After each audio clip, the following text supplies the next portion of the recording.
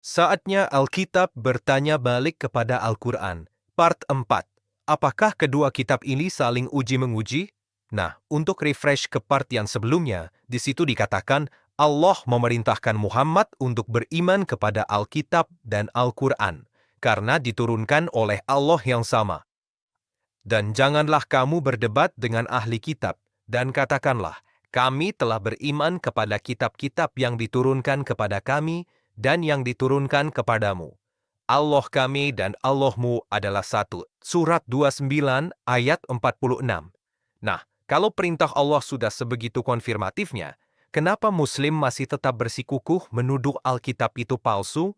Sementara Al-Quran sendiri sudah membenarkan dan memujikan Alkitab hingga berpuluh-puluh kali. Taurat, Zabur, dan Injil yang ada di tangan ahli kitab, mari kita simak ayat-ayatnya. Di sini diperlihatkan 30-an kali Allah membenarkan Alkitab yang ada di sisi Allah yang Dia turunkan sendiri dan yang harus pula diimani oleh Muslim. Nah, inilah ayat-ayatnya.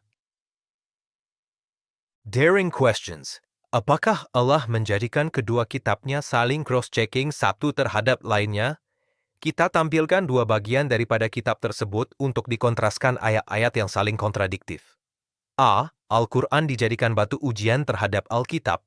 Itu terbaca di surat 5 ayat 48. Tapi B. Sebaliknya.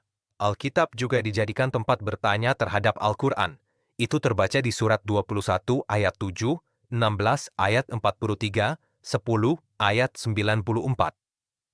Nah, jadi Al-Quran sebagai batu ujian. Yes, tapi terhadap kitab-kitab lain yang mana? Sebab Alkitab sudah Allah konfirmasikan kebenarannya secara tegas. Jadi ujian terhadap kitab-kitab itu tentu bukan ujian terhadap Alkitab.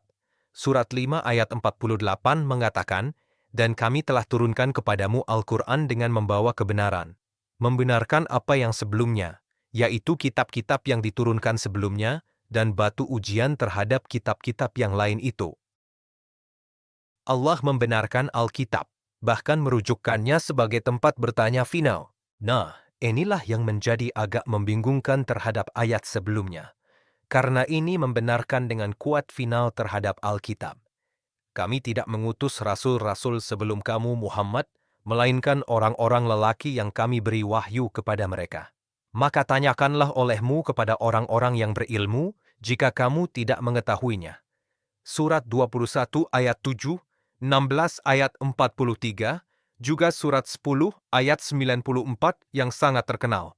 Maka jika kamu Muhammad berada dalam keraguan-raguan tentang apa yang kami turunkan kepadamu, maka tanyakanlah kepada orang-orang yang membaca kitab sebelum kamu. Sesungguhnya telah datang kebenaran kepadamu dari Tuhanmu. Sebab itu, janganlah sekali-kali kamu termasuk orang-orang yang ragu. Muslim pasti kebingungan karena dilema ini.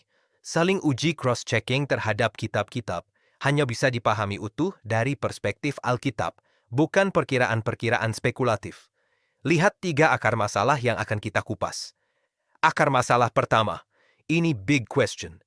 Kenapa Allah Subhanahu wa Ta'ala sampai menyerukan Muhammad untuk bertanya kepada ahli kitab? Ini mengherankan. Jangan lupa bahwa Quran itu adalah pendiktean ayat per ayat dari Allah via Jibril. Itu bukan percakapan dialogis timbal balik. Jadi Muhammad tidak punya kesempatan dan hak untuk bertanya balik, walau itu sangat diperlukan.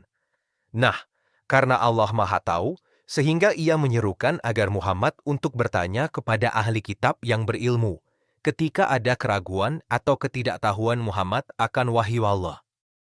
Akar masalah kedua, big question, sudah dijelaskan sebenarnya terdahulu. Lihat seri 3, part 3. Ann Cooper, dalam bukunya, In the Family of Abraham, ia menyatakan masalah yang dilematis ini terjadi semata-mata karena umat muslim tidak punya pilihan lain, kecuali memang harus menuduh Alkitabmu palsu, hanya demi untuk membenarkan Al-Quran yang faktanya berseberangan dengan Alkitab. Sekalipun Allah atau Al-Quran terang-terangan memuji dan membenarkan kitab-kitab terdahulu, Taurat dan Injil, berpuluh-puluh kali. Akar masalah 3. Muslim keliru memplesetkan kaedah pewahyuan versus kaedah ilmu atau sains.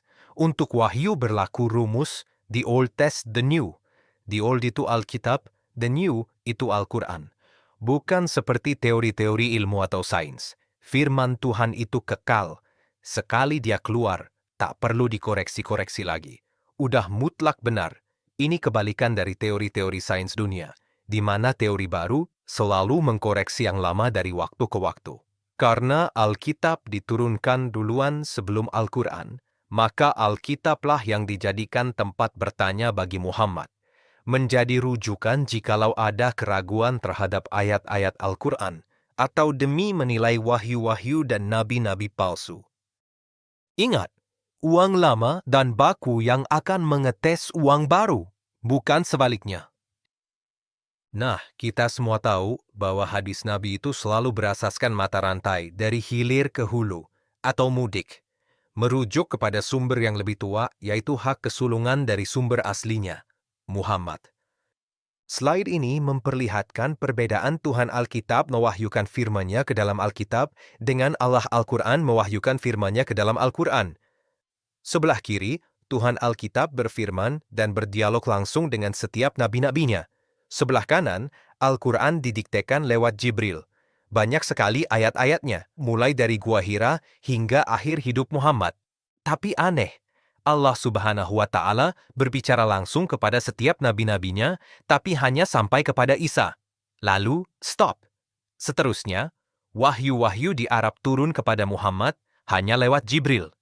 Nah, Anda bisa periksa mulai dari Adam, Ibrahim, Musa, Yahya, Isa, itu semua Allah berbicara langsung kepada mereka. Tetapi mulai dari Muhammad, adakah Allah Subhanahu wa Ta'ala bercakap-cakap langsung dengan Muhammad, dengan mengatakan, "Hai Muhammad," dan seterusnya? Nah, inilah fakta-fakta yang seharusnya membuka mata semua umat Tuhan, bahwa ayat-ayat Al-Quran hanya diturunkan Allah kepada Muhammad lewat protokol pendiktean dari Jibril. Al-Quran bukan firman langsung dan dialogis seperti Taurat dan Injil. Akibatnya, Muhammad tidak bisa bertanya balik kepada Allah maupun Jibril karena dia didikte. Muhammad hanya bisa bertanya kepada ahli kitab. Banyak Muslim tidak paham akan makna dan signifikansi suatu firman langsung, bukan hanya sekedar firman. Firman langsung itu punya kekhususannya. Pertama, kata-kata yang langsung itu otentik asli, 100% dari mulut Tuhan sendiri, bukan atas nama yang katanya-katanya. Kedua, kehadiran Tuhan nyata di depan nabi penerima wahyu waktu berfirman. Ketiga, menyampaikan isi dan makna wahyu secara hidup, utuh 100% dan verbatim. Keempat, penerima wahyu diberi akses kehormatan untuk menerima wahyu langsung yang kudus. Kelima, karena wahyunya bukan dikte satu arah, tetapi dialogis, nabi diperbolehkan bertanya atau berkomen balik kepada Tuhan untuk kejelasannya. Keenam, mantap dan bersih dari ayat-ayat irwan, palsu dan bahkan ayat-ayat setan. Nah, lebih dari itu lagi ya, pendiktean dari Jibril juga mengalami pembatalan dan penggantian ayat-ayat yang disebut nasih mansuh dalam Al-Quran. Dengan kata lain, ada porsi-porsi yang tidak kekal. Dalam surat 16 ayat 101, Allah berkata bahwa Dia menggantikan satu ayat dengan ayat lainnya. Di dalam surat 2 ayat 106 tercatat, ayat mana saja yang kami nasahkan atau kami jadikan manusia lupa kepadanya, kami datangkan yang lebih baik daripadanya atau yang sebanding dengannya. Sebaliknya, Yesus berkata dengan full otoritas, Matius 5 ayat 18, sesungguhnya selama belum lenyap langit dan bumi ini, satu iota atau satu titik pun tidak akan ditiadakan dari hukum Taurat sebelum semuanya terjadi.